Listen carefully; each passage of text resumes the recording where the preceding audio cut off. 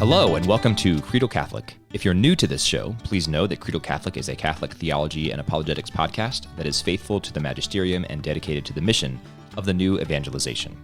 We are a part of the Vernacular Podcast Network, and even though Credo Catholic is a brand new podcast, the Vernacular Podcast Network is not brand new, and we've been around for a while, and we try to promote human flourishing through thoughtful and engaging conversations and premier sound design. If you want to find out more about the work of the Vernacular Podcast Network, head to vernacularpodcast.com, or you can subscribe to any of the shows, including Credo Catholic, wherever you get your podcasts.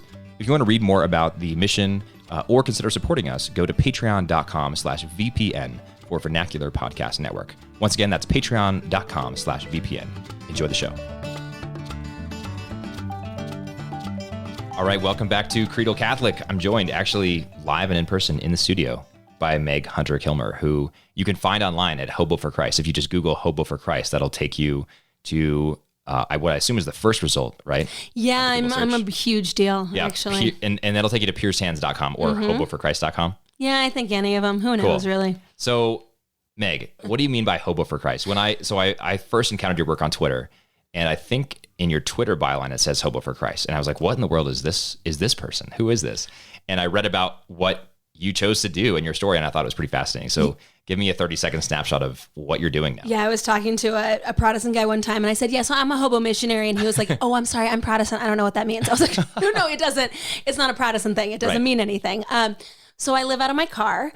I used to be a regular person with like a house and a job and a dog. And then about 7 years ago, I felt like God was calling me to follow him in a more literal way. So I quit my job, packed everything I own into the trunk of my car, and started driving. That's awesome. For the last 7 years, I've been homeless and unemployed. I've been to 50 states and 25 countries. I've driven about 225,000 miles. All on one car, or have you got a new car? I had to get a new car. Man, that first one was a hot mess, but it was good for my soul. Yeah. It wasn't so great for my wallet, but it was good for my soul. So what did you do with the dog when you became a hobo for Christ? The dog was a little bit earlier. Okay, The dog had passed on before that time. So this was in 2012, 7 years ago. And I mean, I guess just like practically speaking, you just couch surf when you go into different towns. You have host families from churches put you up. Yeah, so I don't sleep in my car. Right. People's moms are always like, safe. Oh my gosh, you sleep in your car. And I'm like, no, I sleep in strangers' houses. And they're like, oh, that's better. And I'm like, is it? Yeah, it's not necessarily better. I don't know if it is, but nobody's tried to serial kill me yet. So Excellent. It seems to be working out. I'm glad to hear that. Yeah, I've never once had to get a hotel room. Okay, so you said you felt like God was calling you to follow him in a more literal way. Mm-hmm. What did that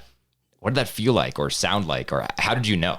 What was it that prompted you to do that? One of the big things that I feel like we have to talk about when we're talking discernment is that you have got to be making time for silent prayer in your day, not because you're asking questions, but because you're trying to draw near to the Lord. And so I want to put that in as sort of a caveat at the beginning, that we worship ourselves in prayer. You know, we use God as a magic 8-ball, and we go to prayer and we're demanding, like, God is this sadistic leprechaun sending us on a scavenger hunt, and there are signs and all of this nonsense. And I'm like, no, like, stop seeking God's will and start seeking God. And so I feel like that's a really important foundation when you're talking discernment, is to be in a state of grace and to be spending time with the Lord just because you love him. So that's where I was coming from. And I was working at a boarding school and living in the dorm at this boarding school in rural Kansas. And I loved teaching. I'd been a teacher for 5 years, and oh my gosh, I loved teaching so much, like creepy loved teaching. So like Sunday nights, I was like, oh my gosh, it's almost Monday, which is not normal, right? Nobody feels that way about Mondays. I've never felt that way about any No, I don't think anybody has. Yeah.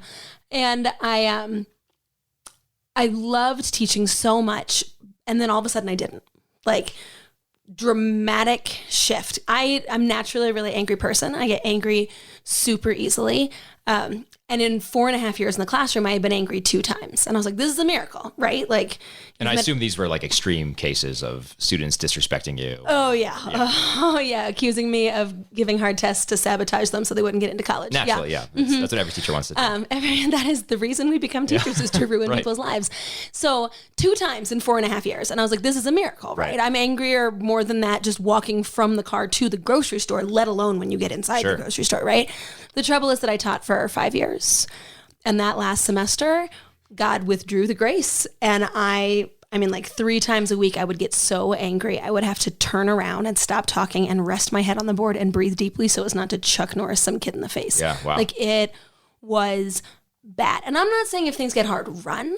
But I'm saying if things are supernaturally hard, pay attention. right? If everything external is the same and the internal has changed, you got to listen to that. So I took it to prayer. And again, with discernment, I think we have to remember that we are body and soul. And so the first thing I did is I looked at like the balance in my life, right? And so a lot of times I think you'll go to prayer and you'll be like, oh my gosh, I'm so anxious about this. And you'll be like, oh no, I slept for 3 hours and had 5 espressos. I'm high. This is not the Holy Spirit speaking. This is my body. And so I was like, okay, I'm living in a dorm. I don't have a car. I'll buy a car. Like, I just feel trapped. That's a problem. So I got a car. That didn't fix it. And I was like, all right, Jesus. And I prayed about staying. And I was like, okay, what if it's this like perfect imaginary scenario where I can sleep until noon and I can wear jeans and I only teach orphans because, sometimes the parents are not the easiest part of being an educator. And I still felt a lot of anxiety about going back to the same school the next year. And I prayed about leaving. I felt a lot of peace. So I was like, great. So I pull out my Excel spreadsheet of all the different schools that I want to teach at and their average SAT and their curriculum and how many saints went there because I'm insane, right? And I was like, I guess I should pray about not teaching, just like real quick. Like, that's not going to be a thing. The last time I prayed about not teaching, I literally had a panic attack and almost crashed my car. So this time I prayed in a chapel, just, for the common good. Yeah, just cover your bases. Right, exactly. And I felt this resounding peace. And I was like, Jesus, what do you want me to do with this? Like, I have a master's degree in theology. Right. That and a winning personality will get you a second interview at McDonald's. This is not a lucrative degree. And I was talking to a priest friend of mine, and he was like, well, you've been wanting to do more public speaking. Like, you're really good at that. And I was like, yeah, Father, that's cute. You can't just quit life and be a public speaker. It doesn't just pay the bills. Exactly. Like, that's not a thing, right? And I took it to prayer, and I just felt the Lord say, tell me why not. And I don't hear voices when I pray. Mm-hmm. Some people do, and that's cool. But, like, when you're really spending serious time just seeking the heart of the Father, there's sometimes that you just know. And I couldn't come up with a reason not to be homeless and unemployed. And I'm like super type A, very achievement oriented. And I was coming up on like my 10-year reunion from high school where like a dozen of my classmates work at NASA and like the rest of them are all like Silicon Valley CEOs, right? And I was like, great idea. Gonna go to my high school reunion and tell everybody I live in a car. And it honestly seemed like a good idea. And I was like, that has to be from the Lord, right? If you find yourself really drawn to something that's contrary to your natural inclinations, again, it's something that you have to pay attention to, right? I always tell people not in matters of the heart, though. Your heart is stupid. In matters of the heart, listen to your mother and your roommates. Yes, definitely. Like, oh my gosh, I'm not usually into guys who are felons, but like this one, I'm like, no. Well, I think it makes sense, though. It's sort of like the teaching of the church that you have to follow your conscience, but it has to be a well-formed conscience, right? And so the same thing, if you have a deep desire that is on your heart and you're spending a lot of time in prayer and you're continually seeking God, then that thing that's on your heart is probably something that's from God. Right. Or if it's not your fault. Right. And this, I think, is a huge point in discernment. Vocational discernment are like discerning a move, discerning a new job, discerning having another child, all of these things. Like, God is not going to punish you for being an idiot if you are genuinely seeking him. And I always tell people, I'm like pretty sure I'm going to go to my judgment and Jesus is going to be like, baby, you thought I wanted you to be a hobo? Like, that was not the plan. That is not a thing. Nobody does that. And I'm going to look at him and be like, and he's going to say, oh, but honey, you tried so hard. Right. Like, I think even if I'm doing something totally idiotic, I think the Lord is so delighted in how earnestly I am trying to please and serve him.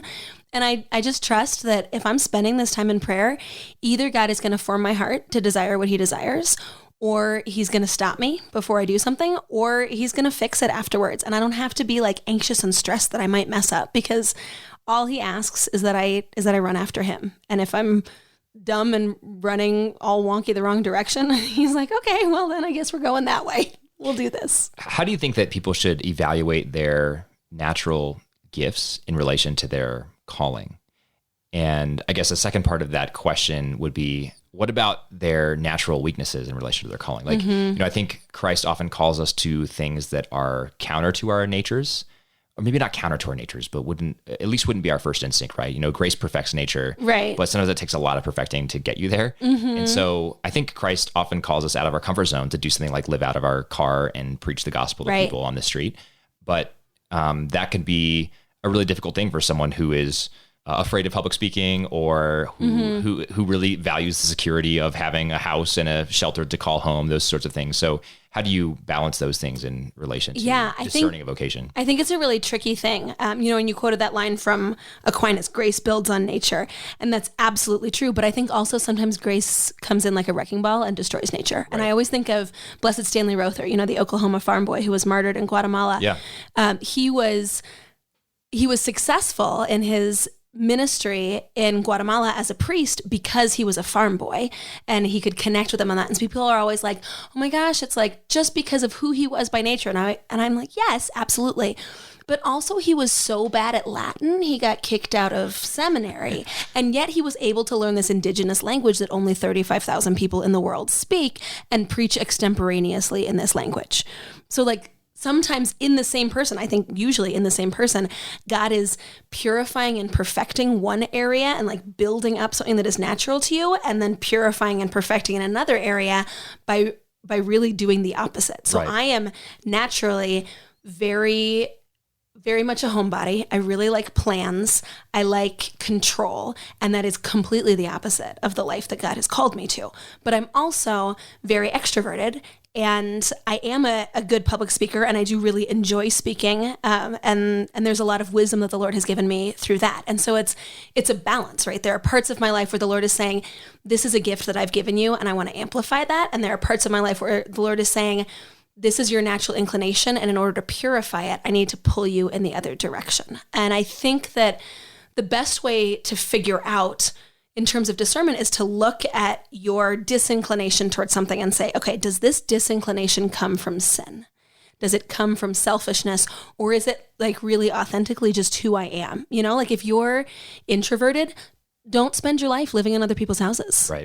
Like it would be hell to live my life as an introvert. It would be utter hell, and it wouldn't be purifying, and it wouldn't be life-giving. It would just be disastrous. But for me, the need to control is not a healthy thing. Mm-hmm. It's a lack of trust. And so the Lord has asked me to live a way that I would never have chosen, because that's teaching me to trust him better, and it's teaching me to love him more. So I think it helps, to look at your natural gifts and also your supernatural gifts, right? Like what your particular charisms are. Right. God is going to amplify those charisms because that's something that he gives you for a reason. And then look at your other inclinations and disinclinations and ask yourself, is this something that could be a part of my hagiography, right? Like if I'm a canonized saint, are people going to look at this and be like, wow, isn't it beautiful how the Lord worked in her shyness? Isn't it beautiful how the Lord worked in her desire to live in a stable setting? Or are people going to look at that and be like, wow, it's a good thing God worked against that, right? It's a good thing. Like you look at St. Jerome, and his temper, while it gives me great hope, is something that you're like, wow, it's a good thing God spent all of Jerome's life purifying that temper, because otherwise that dude would have been in a lot of trouble. Right. That makes sense. Well, let's talk about charisms then. You mentioned that you're good at public speaking. That's something that God has given you, and it's something that he's called you to use as you're on the road.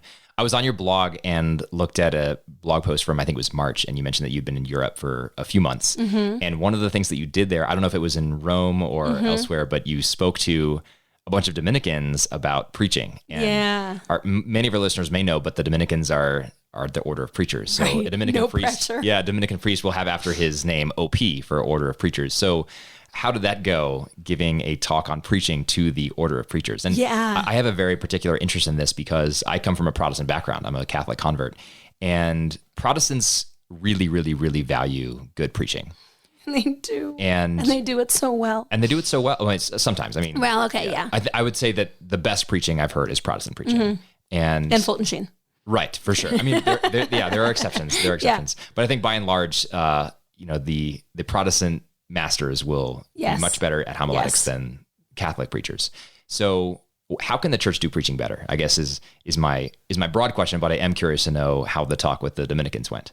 It was interesting. So I was really encouraged because I was in Rome and I was invited to speak to a group of English seminarians, a group of American seminarians, and a group of Dominicans. And as a woman, you don't generally get asked to speak to priests or seminarians. Yeah. And so I was really encouraged by that just in general, but then they also didn't want me to talk about woman stuff. The Englishmen wanted me to talk about evangelization. The Americans wanted me to talk about suffering and the priesthood, and the Dominicans wanted me to talk about preaching. And I was like, you guys, you're treating me like I'm just a person. I mean, I was just so excited because that can be a real struggle, I think, in the church. And it's something that we're sort of figuring out. Well, it's great that they're not just, like saying, like you said, asking you to talk about women's issues. Like, right. how can we better talk to women in the church? Which is also great. Sure. Like those things are a good and worthy important, topic, but women can also say more. But they looked at me and were just like, oh, you're a preacher and an evangelist and a person who has lived with suffering. Right. Speak to us on those topics. Yeah. So it was, with the Dominicans, it was a fairly short conference. One of them who was there asked me to speak to the American seminarians about that as well. So I mean, really what I was talking about was storytelling and preaching. I think that storytelling is just incredibly important. And we should know this because this is, one of the major ways that Jesus taught, right? And the Gospels are primarily stories. Right. I mean, John's got some theological treatise stuff going on, but other than that... still stories. Exactly. He interrupts a story to pontificate for a little while, but it's very story-based. And we as a culture have lost the ability to tell stories. And I think we as Catholics particularly, I mean, we have these incredible stories of the saints, and we just whitewash out all of the details and all of the intricacy and all of the excitement and all of the struggles, and all you've got left is St. Francis snuggled a bunny. And you're like, well, also he's the most Christ-like man since Christ and the first person known with the stigmata. Maybe let's focus on that. And they're like, no, birds. Right. He had birds. And I think that we do the same thing with the stories of the Gospels, where we don't delve into this like it's a story, like it's an encounter with a person. We're so used to these stories that we kind of, and especially in our homiletics, they're not breaking open the gospel story. They're finding one thing that makes a point, right. And then they're maybe talking about that point. Maybe they're just talking and not making a point. And I have heard some good Catholic preaching. It's not emphasized in our tradition, at least in the modern American Catholic Church, I think largely because people are going to show up whether you're a good preacher or not, because they're not there for your preaching, they're there for the Eucharist. For sure. And so there's no desperation. And that's as it should be. I mean, frankly, right? You shouldn't go to church for the homily, but while you're there, it'd be great to hear some things that help you, help form you. It's actually enlightening. Yeah. So I was talking about this idea of storytelling. And I think that we have been telling our seminarians for years that stories are powerful in homilies, but what they've heard is tell a funny story to warm up the crowd. Oh, totally. Yeah. The opening joke. Oh my goodness. Yeah. Or and you'll hear this a lot of times in retreat talks and things like that, where people just tell a story because it's a good story. And you're like, okay, but if you break open the gospel and you're like, okay, look at the one that I used with the Dominicans, I said, look at the woman at the well. Jesus walks up to her, and here's this woman, and we know, because we've heard the story, we know that this woman is broken. We know that she's an outcast. We know that she's suffered a lot in her life, either by being divorced 5 times in a row or by 5 of her husbands dying. I mean, this is hard stuff. And Jesus walks up to this woman, sends away the disciples, goes to her and says, give me a drink. Which, I don't know if you spent time in the Middle East, but you don't get to the point for at least 15 minutes in a conversation. There's all these pleasantries, there are requirements of ways that you greet each other. And Jesus he's rude to her. And because he's rude, her walls start breaking down, because she just loses it. And she's like, what are you even talking about? Why are you asking me for a drink? And I said, what if we look at this story and we really try and break down this encounter that Jesus is having with this woman, and the way that sometimes the Lord pushes into our lives in really uncomfortable ways, and does things that make us unhappy because he's trying to get to our heart, and he's trying to bring us this deep joy of being the bridegroom, right? When he meets her at the well, it's because he's the bridegroom. Every person in scripture who meets a woman at a well marries her. That's a theme, right? I mean, Isaac Steward meets Rebecca, but then brings her back for Isaac to marry her, right? So we know that if he's meeting her at a well, it's because he wants to marry her. That's what he's offering her. But sometimes the way that the Lord weds our soul is by first making us really uncomfortable and shining a light on our brokenness, and then reaching into our brokenness and saying, I still want you. I was like, that's a very different experience of that story than most of the time, where I don't even know what the point of most homilies on that story are. She's an outcast and Jesus liked her anyway. Yeah, I think so. I think Jesus loves us despite our backgrounds. Right. And which is great. Sure. But got it. There's so much more. And so I was just encouraging the Dominicans and these seminarians and priests to really soak in the stories of the gospel. And, with this Ignatian approach, maybe this meditation of how would I have felt, or to do the research and to find the connections and say, look, I can preach in a way where people are going to remember it. And with the American seminarians particularly, I was like, y'all know Father Mike Schmitz, right? And they're like, yeah, absolutely. And I was like, do you remember that story that he tells about the Chinese man who, like, it was discovered that he was Catholic and they start beating him with electrical cords, but he kept going to mass every day, and eventually he escaped and he came to America, and, he started working and he was still going to mass every day, but then he got busy and he stopped going every day, and then he stopped going on Sundays, and then he just wasn't going at all. And everyone's nodding. And I said, do you remember anything else he said in that homily?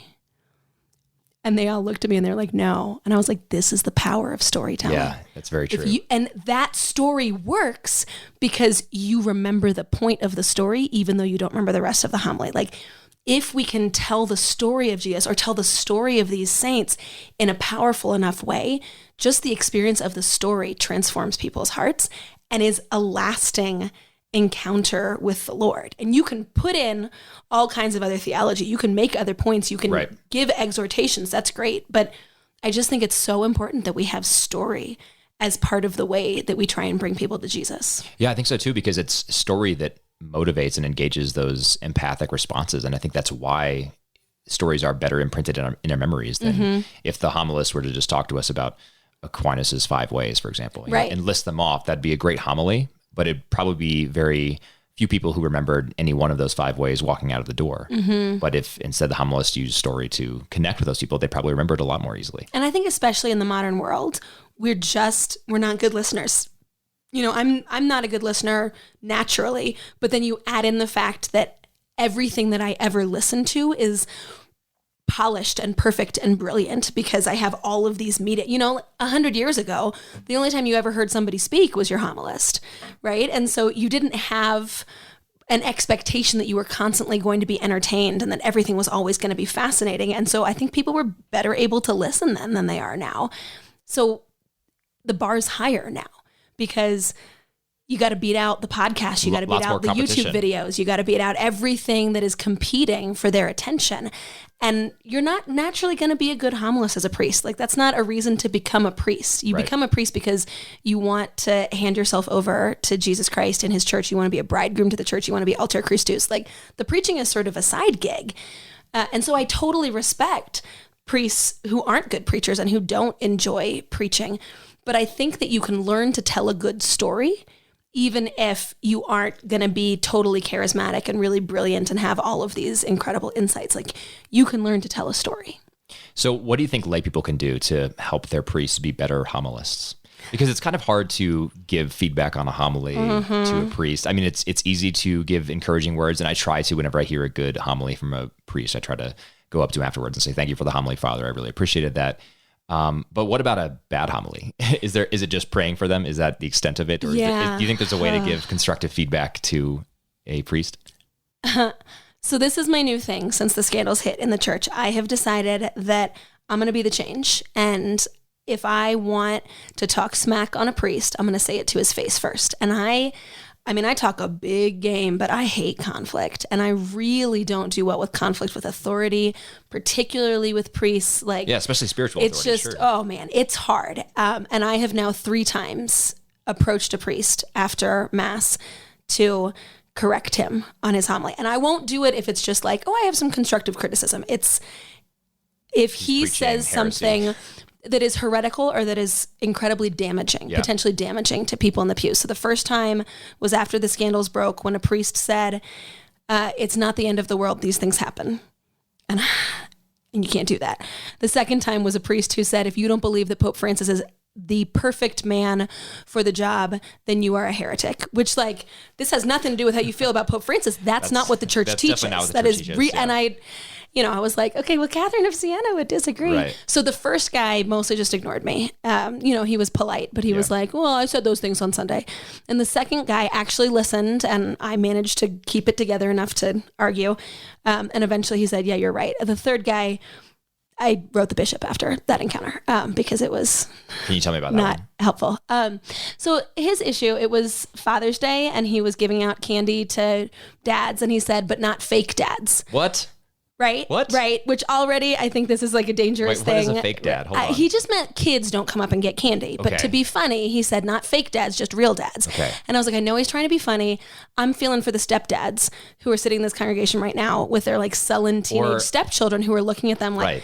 And then at the end of Mass, he said not fake dads or wannabe dads. And I was like, and we're done. Okay. Yeah. That's like you can't. Too far. Way too far. I get the sort of clumsily attempted joke. Right. Exactly. The first time, but wannabe dads, I mean, what about the couple who's been trying for 3 years to have a baby? And I think, I mean, personally, I wrote a whole blog post on how to deal with Mother's Day in church because I just think it's incredibly damaging to a lot of people. There's a lot of suffering that happens on Mother's Day and Father's Day, and it's a secular holiday, and, you know, we can figure out a way not to hurt people. But this was like particularly bad. So I went up, I prayed first. I prayed for him. I sent my guardian angel to talk to his guardian angel beforehand. I was like, we're going to do this. And he interrupted me, talked over me, waved his hand in my face, made me cry, and then turned his back on me and walked away as I stood crying in front of the church. All right. And mercifully, there was a couple of the parishioners came up. They were like, we're so sorry. He's just like that. And there was another priest who was standing there. He's just like that. And I went up to that other priest and he like took my hand in his and looked me in the eye and was like, I am so sorry that happened to you. Like, please, would you write the bishop? And I was like, yeah, okay. I'll write the bishop. Priest asked you to write the bishop. Mm-hmm. Wow. And it's really beautiful. If we've got any priests listening right now, I know you've spent your entire priesthood having to apologize for other priests' sins. Oh, it is so healing. It is so healing to have a priest apologize. And I actually shared about it on Twitter, and I had 2 different priests who said, on behalf of the priesthood, will you please accept my apology? And I was just like, you have no idea what a beautiful thing that is to hear. Because when your father makes you cry and then turns his back and walks away, like that's a pretty upsetting thing. Anyway, so that's one thing I think, to actually correct priests when it's a real problem. And I know that directly after Mass isn't the best time. That's when I'm there. I'm a hobo. I can't come into the office. And I also don't think I could pluck up the courage for that. I can do it in the moment right after Mass. I couldn't sit and think about it for 24 hours. Like I just couldn't. But I know about one parish where actually the priest meets with a number of lay people the week before, so like on Monday afternoon, they've all read the next Sunday's readings, and he gets together with a group of lay people and they do like a Bible study with the priest on the next Sunday's readings, and he writes his homily based on their encounter. And so then when they meet the next week, they'll say like, hey, Father, that was really great. You might want to try not focusing so much on this thing, or this came off a little bit wrong. And I mean, just the humility of that priest and the gift that is, like preaching is absolutely the purview of clerics, right? Totally get that. But to have a community that's breaking open the word, like what a blessing that is for those lay people, what a blessing it is for those priests, for the whole community. I mean, I heard she wrote me about this and I was just like, that's incredible. That really is. Yeah. Why is that not something that's happening? It actually more sounds often? like something that one of our old priests wanted to do. He was in the Diocese of Belleville, a wonderful, godly man. And just as we were leaving the church, I don't know what came of this, but just as we were leaving, he was trying to build basically a lay homily committee to help him give feedback on his homilies so that he could improve. Yeah. And his homilies were already solid. They were always theologically accurate. They always pointed people to the Eucharist, which I really appreciated. He had a very strong Eucharistic devotion. But I think there's always room for improvement, right? Yeah. And just like you said, the humility that he had to do that was remarkable. Mm-hmm. I think also, so one of my favorite books of all time is To Know Christ Jesus by Frank Sheed. Buy that for your priest. I love Frank Sheed. Yeah, he's amazing. And this book, I had read the Gospels 30 times before I read this book, and it blew them wide open for me. I mean, it's just incredible. So buy that book for your priest and tell him, really, please read this. Yeah. I'm actually working on a book right now that hopefully will be done soonish. Are you the sole author? Yeah. Can you give us the topic? Yeah. So it's a life of Christ. Okay. And so it's trying to break open the stories. The issue is, I think the stories of the gospel are too familiar, so we don't pay attention to them, and they're too foreign, so we don't realize what's being said. And so I'm trying to to do away with both of those issues, to break open the stories, to flesh them out, to say, imagine what it was like. Zacchaeus runs ahead and climbs a tree. How shameful must that have been? Can you imagine the people like jeering from below because they just absolutely disdained this man as well as despising him? But then also saying, okay, Jesus at the Feast of Tabernacles, this is a feast that celebrates the pillar of fire and the water from the rock. And Jesus comes into this ceremony that's all about light and water. And he says, I'm the light of the world. I'm the source of living water. This is now a much bigger thing. It makes sense. Yeah, it's all contextualized. Exactly. And so it's, hopefully going to be really heavily indexed, both topically and scripturally. And I've got tons of references to other scriptures and trying to just connect everything and pull it all together. And my hope is that, that'll be something that lay people can sit down and read cover to cover, book clubs or whatever, but also that we can give this to our clerics and say, hey, this can help break some stuff open. It's not just a heavy commentary.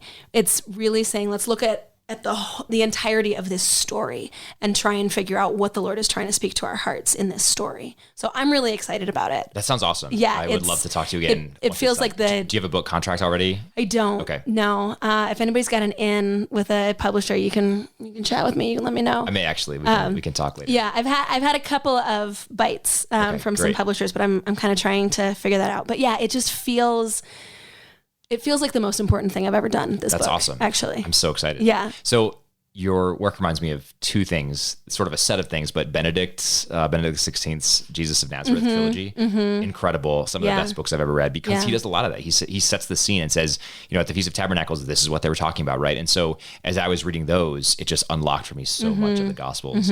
And similarly, Brant Pitre's Jesus and the Jewish Roots of Mary or Jesus and the Jewish Roots of the Eucharist, also just incredible stuff that sets a context like you'd never thought of before. The sort of bad example is Rob Bell. I'm not sure if you've heard of him. He's a Protestant pastor. He has a book called What is the Bible? And that's the subtitle is something like How a Collection of Stories, Love, Poems, etc. can change your life. It's something like that. Okay. I read it earlier this year. The first half of the book, maybe the first third of the book, is really, really good because he's just opening the Bible for people and saying like, there's so much more than meets the eye here. And, every word that's carefully chosen is chosen for a reason. And there's just so much that you can say about every word and turn of phrase and concept and idea. And so that's really cool. He sort of goes off the rails in the second 2/3 of the book. And if you know anything about Rob Bell's history, like he's kind of a controversial guy, a lightning rod for several reasons. He's flirted with, apocastasis, universal reconciliation, and those sorts of ideas. So I do not endorse his work broadly, but like the first third of that was just interesting because he was trying to open up the Bible for people and say, there's more to this than meets the eye. So your project reminds me of that. Yeah. Yeah. So I'm excited about it. The Lord needs to make some time in my life for me to get things done, but the whole first draft is done. So it shouldn't be too impossible. Well, you mentioned scandal. I want to just unpack this a little bit. I became a Catholic 4 years ago, and the church, of course, since 2002 has been dealing with the public revelation of sexual abuse. And then the latest round of this for the past year and a half or so. Are you excited to be a Catholic now? Yeah, I always am. So I think part of what makes it easier for me is that I have not been personally touched by clerical abuse. And I really, really, really do sympathize. I don't want to say I understand because I don't understand, but I have such compassion for people who, because they themselves have been hurt because people they love are survivors who just can't anymore. I get that. And I can't point fingers. I think that after all of this broke last summer, a lot of people wanted to say, well, if you can't be Catholic after this, then you were never that Catholic in the first place. And I just want to throat punch them all because like, you don't get to judge somebody else's PTSD. Like that's not cool ever. And, people can be deeply in love with Jesus and also so horrifically wounded that they can't draw near to him in the church anymore. And I understand that. I also was just never under the illusion that priests are particularly holy. Right. I think that's a really important point that cannot get lost in this. Yeah. Is we can't elevate priests to be more than what they are. Yeah. And I think I've been thinking about this recently. I think the reason for Catholics that this is so heartbreaking isn't necessarily that we thought that priests should be holy, but that there are fathers. And it doesn't matter what you expected from your father. If this is what you get, it's going to break you. Absolutely. In some capacity. And that's an incredible gift of the priesthood. Just knowing as a priest that when you love somebody, it utterly transforms their experience of God the Father's love. But it's also a great hazard, knowing that if you're short with somebody, if you're cruel to somebody, if you're just having a bad day and you're rude to somebody, that can be really, really damaging. I think for me, I was just always aware that there is evil and that people do terrible things.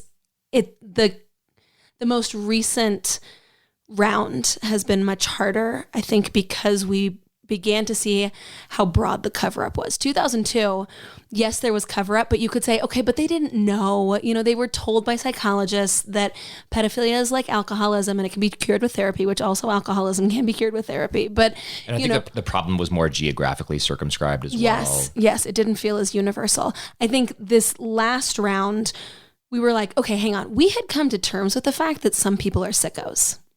But you're telling me there are some people who aren't sickos, who just let sickos get away with horrific things because it would be awkward to deal with it. Or just a bureaucratic mess or a PR nightmare. Like we've been sacrificing children on the altar of comfort, which, I mean, if we're going to stand up as a pro-life church and take a stand against abortion, how on earth do you, to keep your fancy house and not make things uncomfortable in the chancery, allow children to be sexually assaulted? And I think that's what people have been so frustrated by, is it just has begun to seem like we just don't have good bishops, that all of our bishops are just politicians. And it's not true. It's not true. But our system doesn't select for holiness when it comes to bishops. Yeah, I don't think it's true that all bishops are bad or that we don't have good bishops. No. I do think it's true that not all bishops are good, right? For sure. And that we have some bishops who are politicians. And that being a bishop is generally a good indicator. Maybe I don't want to say that. It is difficult to become a bishop if you are spending a lot of time in silent prayer, a lot of time in hospital ministry, and a lot of time with the homeless. Yes. Because you're not fundraising, you're not schmoozing, which doesn't mean, you look at someone like Bishop Barron, he's a good man who loves Jesus Christ and is serving the gospel, Full right? machine. Exactly. Yeah. There are definitely good bishops out there, but I think that it is harder to become a bishop if you're trying to be a saint than if you're trying to be a politician. I think that absolutely makes sense. And I think Frank Sheed on this point is really good. I read a book by Frank Sheed called Map of Life earlier this year. Mm-hmm. Really short, easy read. But he talks about the magisterium, and he talks about the infallibility of the magisterium on faith and morals. And one of the points he makes is that people often misunderstand this to understand that bishops are infallible. Mm-hmm. Right? Not just that the magisterium as a whole is infallible on faith and morals, but that each bishop himself is morally above reproach. And he said, no, actually, the fact of being a bishop or even the fact of being a pope doesn't make any man farther or closer to sainthood. Right. It just means that person's protected from error when they're exercising their office in a very specific capacity. The fathers are pretty clear that it's very dangerous to be a bishop. It is, you accept the mitre at great spiritual peril because the devil's going to be out to get you at that point, even more than when you were a priest, even more than when you were just a baptized layperson. And then you combine that with the amount of money that can get involved in this country. In other countries, it's different. And again, I don't in any way want to indicate that if somebody is a bishop, we should assume that person is not a good person, but that it makes sense when you see these bishops and the choices that they've made. It makes sense when you say, okay, maybe the way that we need to choose our bishops should be a little bit different.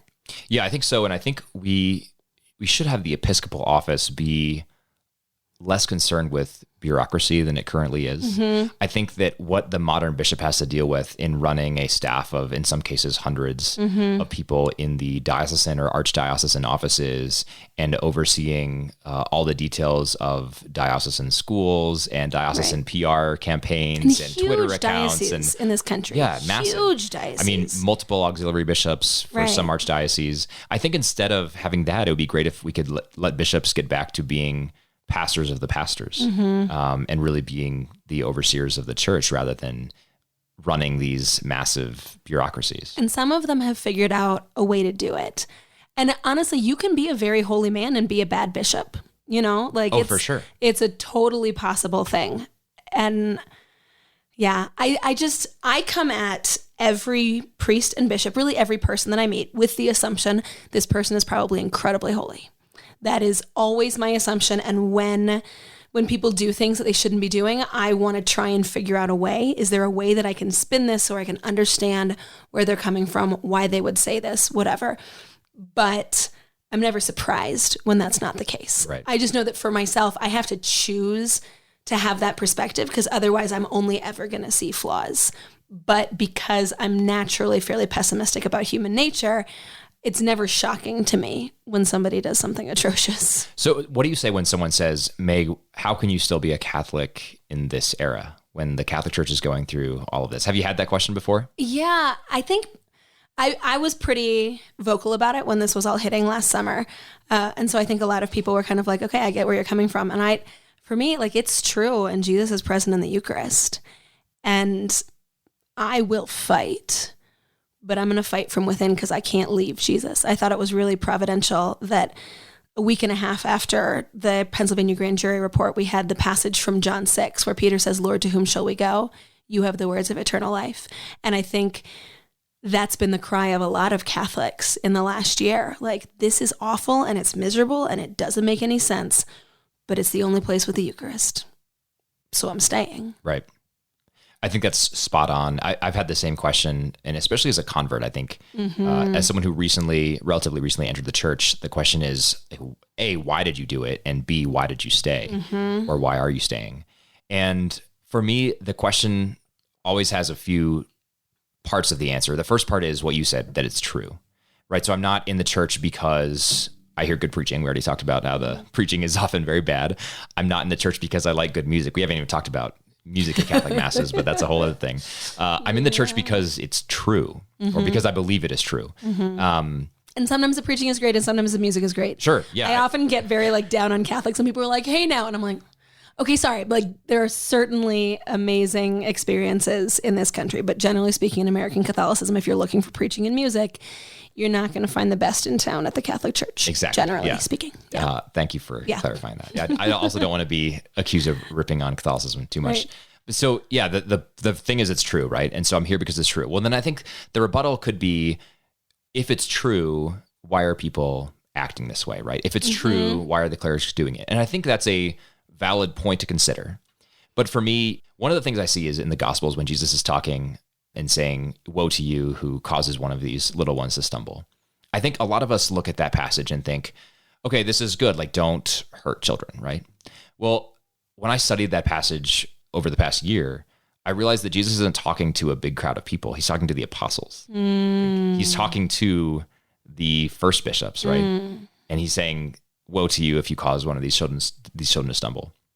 And I think when I realized that, I was like, this is not a problem that was unforeseen by Christ. And like we've been discussing in this conversation, our clerics are not necessarily more holy people than us. And they're still prone to all the vicissitudes and all the psychological pathologies that anyone else is victim to. But Christ still is present in his church. And that's why I became Catholic, and that's why I'm still Catholic.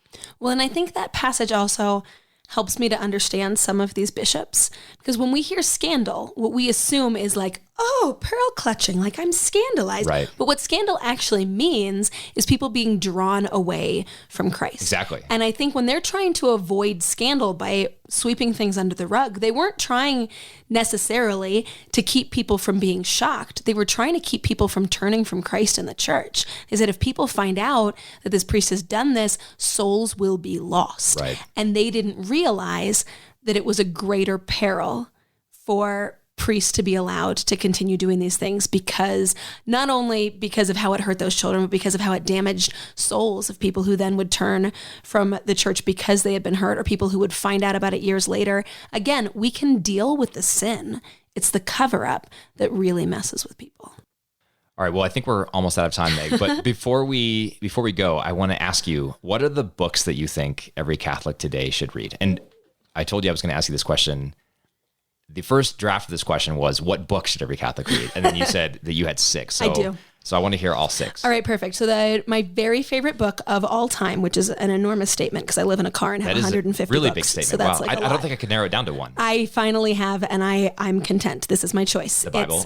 Well, that doesn't count. Bible and Catechism don't count. Practice of the Love of Jesus Christ by St. Alphonsus Liguori. Okay. It's 99 cents on Kindle. You want the copy with the red cover with the crucifix. That's the translation I can vouch for. If you took out every word that St. Alphonsus himself wrote, it would still be my favorite book, because he is so brilliant at quoting other saints that it's just life-changing. It's utterly brilliant. It's 99 cents. Is this a big book, or is this a pretty digestible read? It's, I have it on Kindle, so I don't know how thick it is. Yeah. But it's something, you don't have to read the whole book. You read one paragraph and you can meditate on that for a month. So it's kind of something, it's a great book to pick up for Lent, or a book to say, I'm going to read just like one section every day, which one more time, what's the name of it? The Practice of the Love of Jesus Christ. Okay. By Alphonsus Liguori. I'm gonna look all these up and include show notes. Perfect. Links in the show notes. Number 2 is On Being Catholic by Thomas Howard. Thomas Howard is a convert from evangelical Christianity. He's Elizabeth Elliot's brother. If you were involved in evangelical women's stuff in the 90s, Elizabeth Elliot was like the stuff. I remember reading Mark of a Man by Elizabeth Elliot. Yeah, she's great. And I read Thomas Howard, Lead Kindly Light. Oh, okay. I haven't read that was a pretty big influence on my decision to become Catholic. So a lot of what he does is apologetics. This book is just a love letter to the church.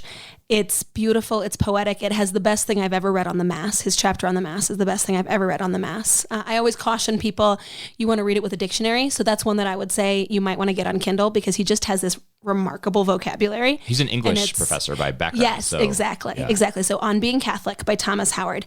Number 3 is To Know Christ Jesus by Frank Sheed, which is the one that I brought up before. Just a brilliant exposition of the life of Christ.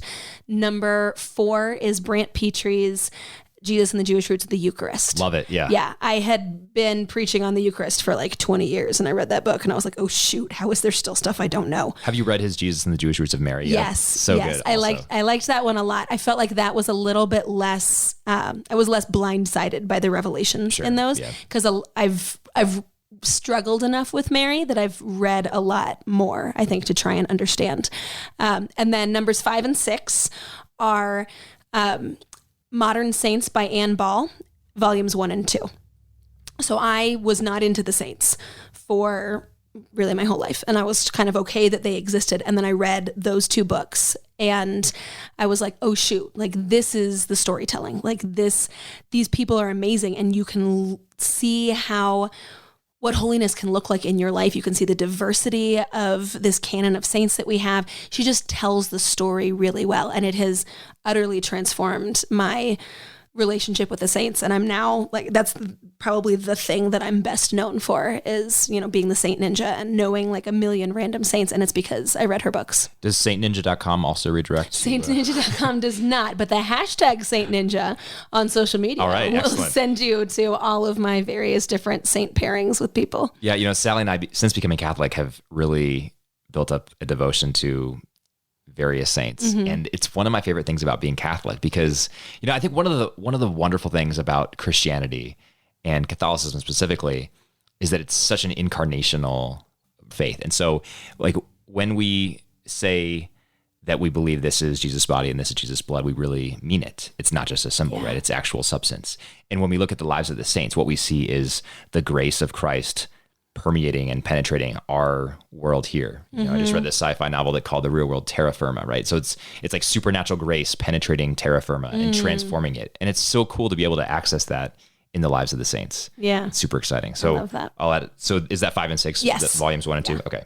Well, on this note of the saints, then on a final note to close on, as the Saint Ninja, who's your favorite saint right now, or one of your favorite saints? What saint is preoccupying your thoughts and devotion these days? I like the phrase "favorite saint" right now because it is a thing that changes all the time. But it's a different question. The one who's preoccupying my devotion. I'll tell you the guy who's been my best saint friend. Okay. I actually learned about him in Colorado Springs 2 years ago for no reason at all. I just found him on the internet, but I happened to be in Colorado Springs. Blessed Peter Kibe. We just had his feast day on July 1st. Peter Kibe. Kibe is his last name. Or I guess, yeah. Petrus Kasui Kibe is his Japanese name. Petrus is his baptismal name. Anyway, so he was born in 1587 to a Christian samurai family. So Francis Xavier got to Japan in 1549. So it was like sort of first wave of cradle Catholics in Japan. He went to Jesuit schools as a kid, decided he wanted to be a Jesuit, went to the Jesuits, was like, I want to be a Jesuit. They're like, we're not sure you're really committed enough. So he was like, okay, can I volunteer for a year? And they said, okay. So he volunteered with them for 8 years. And then in 1614, the shogun kicked all foreign missionaries out of Japan. So they're getting ready to leave. And they're like, sorry, Kibe, we got to leave. And he was like, I'll get my stuff. But he's not a Jesuit, so he doesn't have to He's leave. not a Jesuit, and he's Japanese. Okay, so even if he were, I don't know that he would have had to leave. I think it was just being Western that you had to get out. And so he was like, I'll get my stuff. And they were like, no, you don't have to leave because you're Japanese. And he was like, oh, is there someone here who's going to ordain me?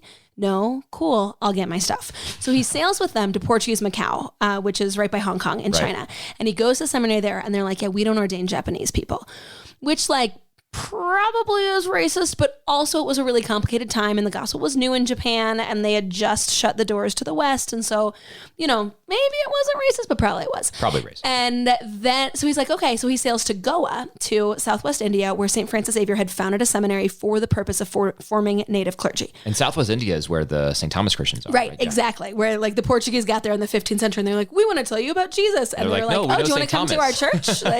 Father's busy right now, but he'll be back in just a minute. He can hear your confession. Right. Like, oh, wait, what? So he goes to Goa, and he goes to the seminary there, and it had been just destroyed since Xavier had been there. And they said, yeah, we don't actually ordain native clergy. We don't ordain Asians. And I'm like, again, if it was me, I would be like, fine, I'll build my own church. I don't need you people, but he's a saint and I'm a jerk. So he decides he'll go to Rome. I guess he was sick of boats because he walked. Wait, walked from India. India to Rome. Yeah. Well, he didn't make it all the way to Rome. He was like, while I'm on this side of the planet, I might as well go to the Holy Land. So he walks 3,700 miles from India to Jerusalem, becomes the first ever Japanese person to enter Jerusalem. Then he makes his way the rest of the way to Italy, and he gets to Rome, and he's like, will you ordain me? And they were like, dude, we literally have no idea who you are. And he was like, oh my gosh, ask me anything. So they quiz him. 6 months later, they ordain him a deacon. A week after that. Presumably they ask him theological questions. Right, exactly. And not just make sure he was trained. Mathematical or whatever. A week after that, he's ordained a priest, right? So deacon to priest in 1 week. Wow. And then they're like, great, now you're a priest and you can just rest and live in community. And he was like, oh no, I'm going back to Japan. And they're like, yeah, they're killing Christians in Japan. And he was like, yeah. And they said, no, they're wrapping them in straw mats and setting them on fire. They're hanging them on crosses at the edge of the ocean, letting the tide kill them. They're hanging them upside down, sealed in pits of human waste and human remains. They are killing Christians in Japan. And he said, send me back. They're like, all right, man. So he sails to Goa. It takes him 14 months to get to Goa. Took me 14 months to get to Goa. I'd be like, I live here now. I like curry. This is great. But he keeps going. You could almost walk back faster than Right, exactly. He sails to Portuguese Macau, asks for a ship to Japan, and they said, no, we don't send Christians to Japan. He said, I know, they'll set me on fire, whatever. They're like, no, we don't send Christians to Japan, because if we send Christians to Japan, they send warships back. So he spends 2 years trying to get a boat. He can't do it. He sails to Thailand. 2 years trying to get a boat. Can't do it. Sails to... How old is he at this point? He's got to be middle-aged. So he leaves Siam in 1628, and he was born in 1587. So he's 41. Okay. He goes to the Philippines. He's like, all right, Philippines, y'all know how to Catholic. Let's do this. They're like, we don't send Christian Japan. So he just gets a hammer and some nails, and he builds himself a ship to sail across 1,000 miles of Pacific Ocean. They inspect the ship. It's been eaten by termites. He was like, freaking stick your fingers in the holes. We are not playing this game. We are getting on this boat. So they get on the boat. They're within sight of Japan, and they're hit by a typhoon and shipwrecked. And he comes to on this island off the coast of Japan. He was like, are we in Japan? And they're like, no, you're in Kyushu. And he said, oh, thank God. And they were like, oh, you might have a concussion. Bro, this is not Japan. And he was like, no, this is the island that Francis Xavier sailed to Japan from. Wow. Can I borrow a fishing boat? It took him 8 years to get from Europe to Japan. It took him 24 years from when he first asked to be a Jesuit priest in Japan until he finally made it back ordained to Japan, all the while knowing he was on his way to torture and certain death. And for 9 years, he lived like an animal, sleeping in caves, moving only under cover of darkness. But people came because they knew that the Mass made them Catholic because they were desperate for confession. And eventually he was betrayed and he was captured by the Japanese. And I don't know, have you seen Silence? No, but I'm familiar with it, yeah. Fantastic. The book is incredible. The movie by Scorsese is also excellent. Liam Neeson's character is a real historical personage. So he walks in, a Portuguese priest who had denied Jesus and started working for the Japanese. Right. And he starts, trying to talk Kibe out of Christianity. And Kibe is just like, let me hear your confession and then come and die with me. Oh my goodness. And that gives me chills. And Frere's like, yeah, I can't do that. So they send in Inoue, the master torturer of all of Japan, who had killed thousands of Christians and broken thousands more. He was so good at what he did. There were 2 other priests who were captured with Kibe, and they both gave in on day 1. Kibe on day 10 was still hanging upside down singing praise to God. Nobody else was denying Jesus because of the witness of this priest. So they said, this is a man who will never say, I give up. They cut him down, built a fire on his stomach, and pulled out his insides. The most determined man on the face of the planet. That's incredible. Right? Thank you for sharing that story. Right? Don't you want this to be a movie? Yeah. Okay. So he's amazing. Wow. He's so great. He was just beatified a couple of years ago. Peter Kibe, K-I-B-E. Blessed Peter Kibe. Okay. Yeah. Hopefully on his way to full canonization. Oh, yeah. He's the headliner. So it's Blessed Peter Kibe and 187 companions. So, yeah. Was he betrayed with 170?